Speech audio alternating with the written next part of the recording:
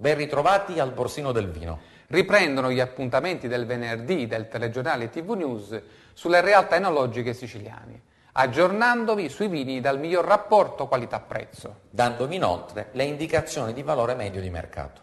Il primo vino che abbiamo selezionato per voi è un rosé da uve Nero d'Avola, ottenuto con parziale macerazione delle uve. Il Nero d'Avola, vitigno autoctono dalle antiche tradizioni e più diffuso in Sicilia, sale di quotazione nella tipologia rosé.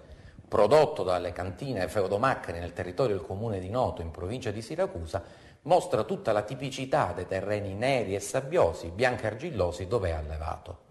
Dal colore tipicamente rosato al naso è un'esplosione di profumi floreali e fruttati che ricordano la pera e la ciliegia.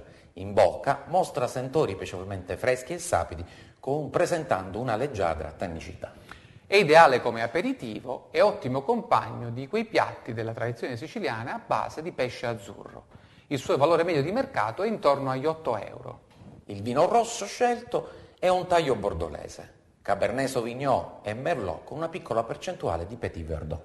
Il Cabernet e il Merlot sono vitigni internazionali più diffusi al mondo. In Sicilia si adattano benissimo alle diverse realtà pedoclimatiche, esprimendo peculiari caratteristiche. Il Fastaia dell'azienda agricola Ceuso è prodotto in territorio di Salemi, in provincia di Trapani, su terreni calcarei argillosi e mostra ottime caratteristiche sia cromatiche, olfattive che gustative, in particolare sentori di ribes, amarena, note speziate, in bocca è fresco e di giusta trama tannica.